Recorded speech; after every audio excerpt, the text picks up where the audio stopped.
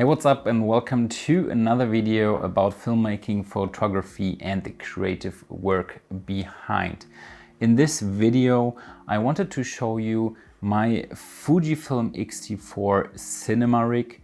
Obviously, the XT4 isn't a real cinema camera, but with this setup, I find myself pushing the limits of the XT4 and shooting some really nice cinematic video footage like this. Let me into my zone. Please don't let me into my zone. Let me into my zone. Let me into my zone. Let me into my zone. Please don't let me in. Yeah. Gon' play that. Take you down, I'ma say that. Might need me a couple dollars. Telling you now this payback. So I take that. Ask them now what say that. I've been going to the top and I got what they not, so I know that they hate that. But I'm on now. All these lanes gonna zone now.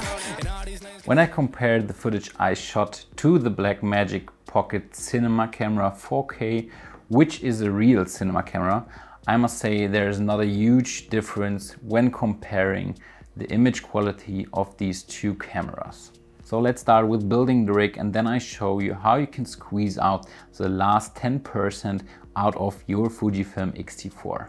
So here we got the Fujifilm X-T4 with the Sigma 18-35 f1.8, which is by far my favorite lens when it comes to capturing cinematic looking video footage with the Fujifilm, and it's adapted with the Fringer adapter EF FX Pro 2.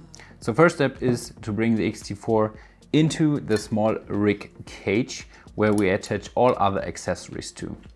By the way, if you need some help finding the right parts, you find the links to all accessories in the video description.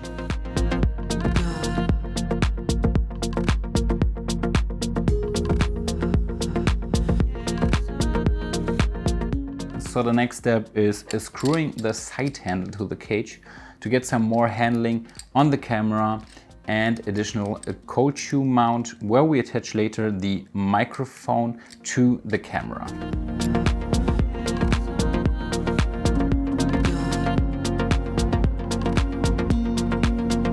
Now you can choose to add a top handle or just add the monitor or recorder straight onto the small rig cage.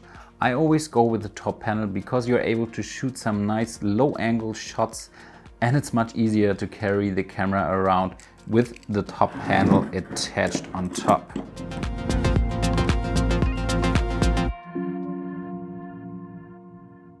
Then we add the Atomos Ninja V on top and secure it with a monitor mount also from small rig.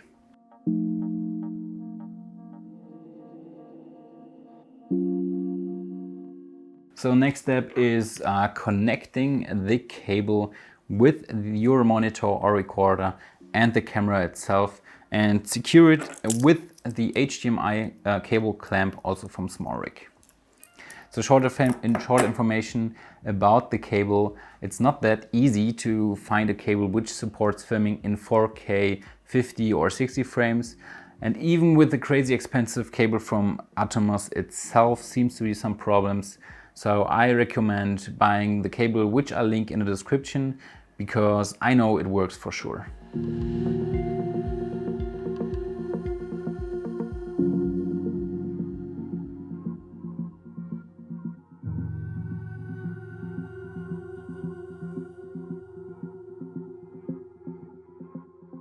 And another tip from me, buy a second of these cables because you have some replacement when the cable breaks during a client job.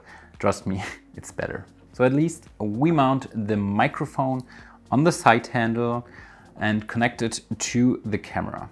You can connect the microphone straight to the camera because the HDMI cable of the monitor is transferring the audio signal to the recorder and you're not losing the clean audio coming from your microphone.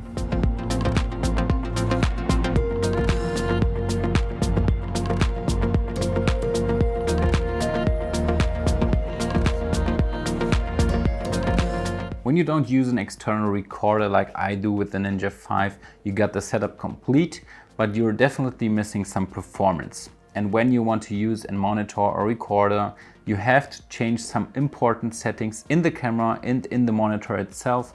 So let's take a look into the camera settings first. Setting number 1 is the recording output. Set the 4K movie output to 4K on SD and HDMI, and if you want to film an F-Log or HLG, you also have to change the setting in there.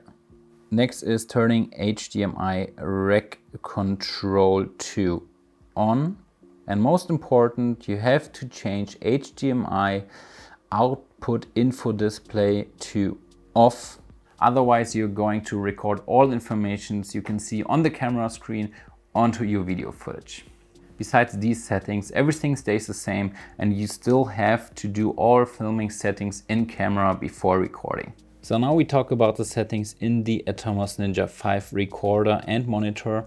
First off, you click here to see their settings, and the first one is you want to check if the signal is the same as you set in your camera. So when you set 4K 25 frames, it should say UHD 25 frames over here, because then you can see if your HDMI connection cable is working perfectly. For the camera output, I leave everything like you can see it here. The next important settings are in the record tab over here, and here you can change your codec. I always go with ProRes. I don't know why it shows ProRes RAW, because I know the Fujifilm X-T4 isn't able to film in ProRes RAW. So just go with ProRes.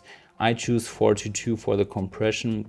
You can also go with HQ, but you see the higher your compression or the lower your compression is, the less time you can record on your SSD. So I always go with the 4:2. It's a really nice compromise between quality and recording time. The next important thing is when you want to record your audio straight to your video footage, you can see your meters over here, and you have to push the record button to include recording into the video footage. And that's it for the settings in the Ninja V. And that's it already for my small video about my Fujifilm X-T4 cinematic camera rig. With this setup, you can shoot some really great video footage if you worked a few times with this setup and know all the perfect settings in the monitor and in the camera, and know how to expose your video footage, how to color correct and color grade your video footage, you can get some really great results with this setup.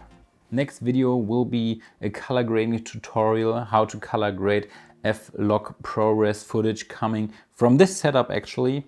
So it's a nice one. And after this is finally coming the Fujifilm X-T4 Masterclass. I'm shooting the last B-roll sequences for the Masterclass video, and then it's coming to this channel.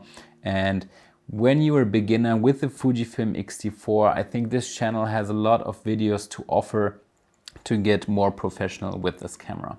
As always, let me know in the comments if you have some questions about this setup, if you have any questions building this setup. Thanks for stopping by. Hopefully see you in the next one. Bye, auf Wiedersehen.